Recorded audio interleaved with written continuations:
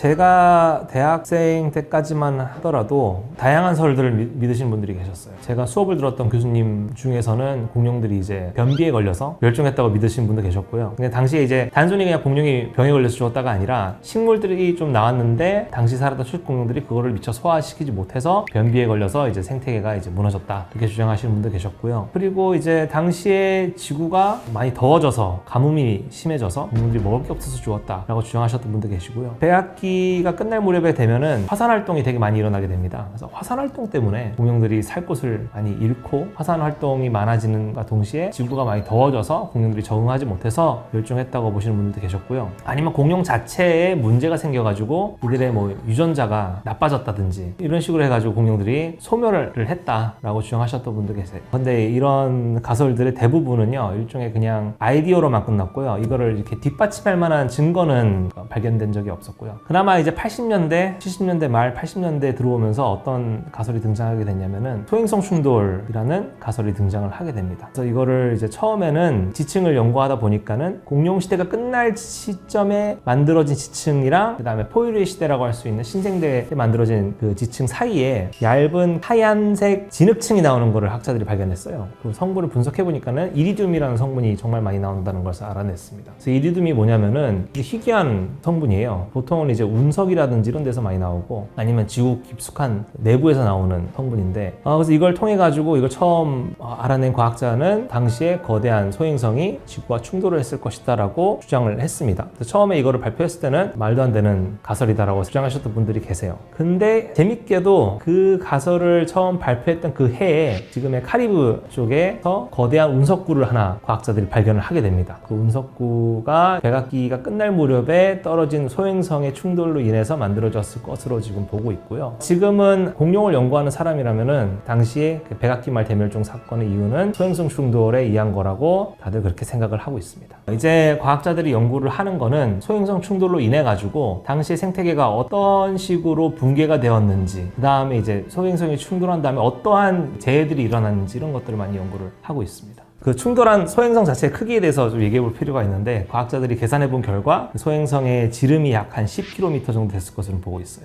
그러니까 에베레스트산만한 돌덩어리가 지구와 충돌했다고 보시면 되고요. 소행설이 또 단순히 그냥 수직으로 지구와 충돌한 게 아니고요. 북쪽 방향으로 해가지고 비스듬하게 지구와 충돌을 했고요. 그 과정에 공기와의 마찰이라든지 이제 지구와의 충돌로 인해서 소행성 자체는 그 자리에서 바로 다 파괴돼서 사라졌고요. 비스듬한 각도로 지구와 충돌을 하는 바람에 지구의 그 겉껍데기 일부분을 뜯어가지고 하늘로 보내버렸어요. 예를 들어가지고 모래사장에서 발을 약간 비스듬하게 해서 내리 찍으면은 모래 알갱이가 튀듯이 지각 일부가 뜯겨져 나가가지고 여기저기 퍼지게 됐어요. 뜯겨져 나간 암석의 양이 약 한 에베레스트산 30개 정도의 양이라고 추정을 하고 있고요. 일부는 아마 화성이라든지 달까지 갔을 거로 좀 보고 있고, 나머지는 중력에 의해 가지고 다시 또 지구로 떨어졌다고 합니다. 근데 떨어질 때 이게 그냥 떨어지느냐? 아니죠. 불에 타면서 떨어졌습니다. 그런 과정 중에 이제 지구는 또 하필이면 또 가만히 있지 않아요. 자전을 합니다. 그래서 이 수많은 돌덩어리들이 불에 타면서 지구 곳곳으로 떨어지게 되었고, 충돌이 일어나고 얼마 지나지 않아서 전 세계에 산불이 일어났어요. 당시에 이제 많은 산불이 일어났던 증거가 세계 곳곳에서 나옵니다.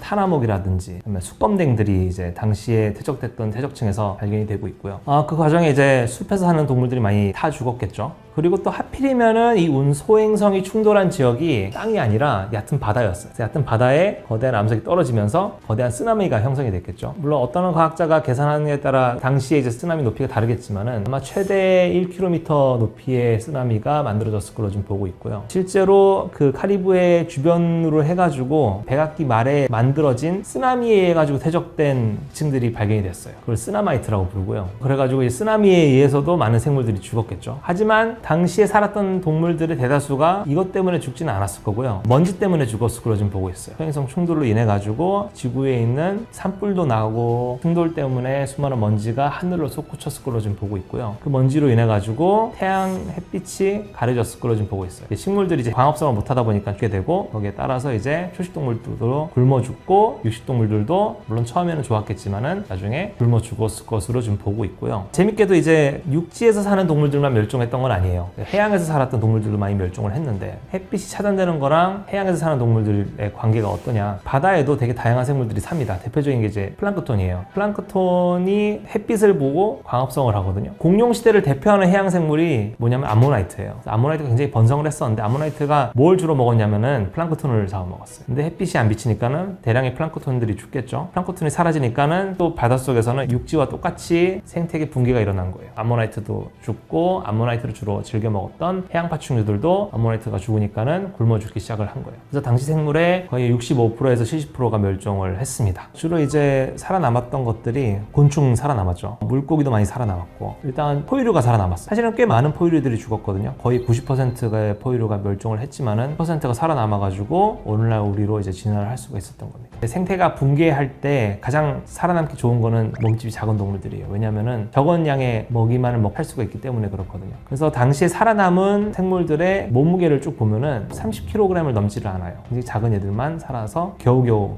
명맥을 유지하다가 먼지구름이라든지 이런 게 다 가라앉은 후에 얘네들이 이제 번성할 수가 있었던 거죠. 오늘날 살아있는 포유류들이 보면 다 자기 새끼한테 젖을 먹입니다. 젖을 먹이는 게 정말 제일 중요한 특징이지 않을까 싶고요. 공룡이 사실 다 그때 멸종한 거는 아니거든요. 공룡의 그때 당시에 99%는 멸종했지만 1%는 살아남았어요. 셉니다. 그래서 공룡은 멸종을 하지 않고 신생대에도 되게 다양하게 진화를 했고 오늘날에도 살아있는 것이죠. 부리공룡 되게 다양하게 있는데 그럼 새는 어떤 무리의 공룡에 속하느냐? 육식공룡 무리인 수각류에 속합니다. 수각류를 정의하는 특징 중 하나가 뭐가 있냐면요. 수각류 같은 경우는 저희 보통 동물들은 쇄골이 두 개입니다. 오른쪽 거 하나 왼쪽 거 하나가 있는데 수각류 같은 경우는 이 쇄골뼈가 두 개가 합해져 있어요. V자 모양의 쇄골뼈를 갖고 있습니다. 그걸 차골이라고 하거든요. 그래서 육식공룡 같은 경우는요. 그 합쳐진 쇄골 덕분에 어깨뼈가 튼튼해요. 그래서 예를 들어가지고 발버둥 치는 먹이를 예를 들어서 앞다리로 붙잡으면 어깨가 뒤틀리지 않습니다. 오늘날 새 같은 경우도 쇄골이 합쳐져 있어요. 수각류를 정의하는 특징이고요. 오늘날 새는 날개로 변한 앞다리를 이용해가지고 먹잇감을 짓누르거나 그러진 않잖아요. 대신에 얘네는 날개짓을 하죠. 날개짓을 하고 하늘을 날 때는요. 어깨가 뒤틀리면 안 됩니다. 어깨가 딱 잡혀 있어야 돼요. 고정이 돼야 됩니다. 쇄골이 그 역할을 해주고 있어요. 용도 변경이 된 거죠. 그래서 오늘날의 모든 새는요. 타조, 벌새, 펭귄, 오리 이런 얘들을 다 수각류라고 하는 공룡 무리에 포함이 되고 얘네들은 또 공룡이라고 볼 수가 있는 것이죠. 그래서 공룡은 멸종한 게 아닙니다. 소행성이 충돌하지 않았더라면은 추운 지역에 많이 적응을 한 공룡들이 많이 등장하지 않을까 저는 생각을 합니다. 깃털이 굉장히 풍성하게 발달한 조류는 아니지만 예를 들어 뿔공룡인데 온몸이 이렇게 길쭉한 깃털 코트로 덮여있는 종류가 나온다든지 이런 것들도 충분히 나왔을 것 같고요. 백악기 때 또 살았던 공룡 중에 굉장히 똑똑했던 공룡들도 있었어요. 이런 얘들 같은 경우는 오늘날의 뭐 침팬지라든지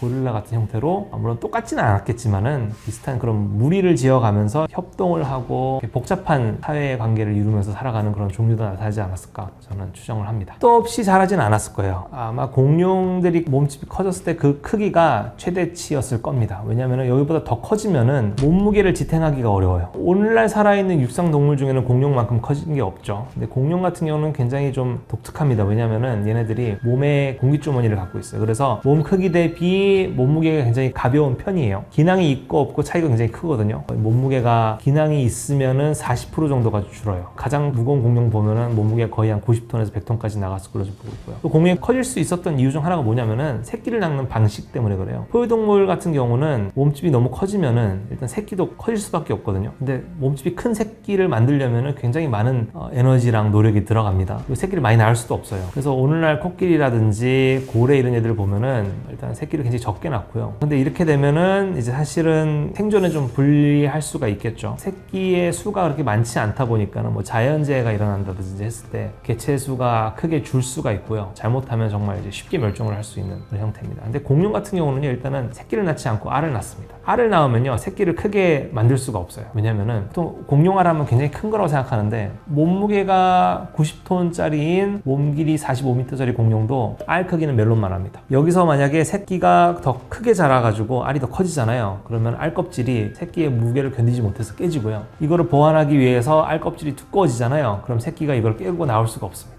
그래서 공룡은 포유류랑 완전 다른 전략을 선택을 하게 됩니다. 어떤 거냐면 포유류는 잘 발달한 덩치 큰 새끼를 낳는 쪽으로 진화를 했잖아요. 공룡은요, 작은 새끼를 낳고요, 최대한 많이 낳습니다. 그래서 거대한 목긴 공룡 같은 경우는 아마 1년에 수백 개씩은 나왔을 거예요. 번식이 엄청 빨랐을 거고요. 놀랍게도 번식을 많이 하는 동물들은요, 이미 2세들이 많기 때문에 오래 살 필요가 없겠죠. 그래서 공룡들은요, 수명이 되게 짧습니다. 보통 공룡 하면은 몸집이 큰 파충류니까 파충류들은 오래 살잖아요. 옛날에는 공룡 하면은 적어도 한 100년, 200년 살았을 거라고 봤었어요. 근데 공룡의 나이를 추정할 수 있는 방법이 있거든요. 공룡 뼈를 썰면은 그 안에 나이테가 있어요. 1년에 하나씩 생기는데 그걸 세면은 이 공룡이 죽었을 때 나이를 알 수가 있습니다. 그래서 세봤더니 육식공룡 중에서 그나마 좀 나이 연구가 많이 된 게 티라노사우루스인데, 티라노사우루스 중에 가장 나이가 많은 게 제가 30대 초반입니다. 그리고 다른 포식공룡들도요, 오래 못 살았어요. 20살을 넘긴다든지 이런 게 굉장히 힘들었고요. 가장 오래된 나이가 많은 목긴 공룡이 45살이에요. 공룡들은 굉장히 짧게 살고 새끼를 엄청 많이 낳았던 동물들이었습니다.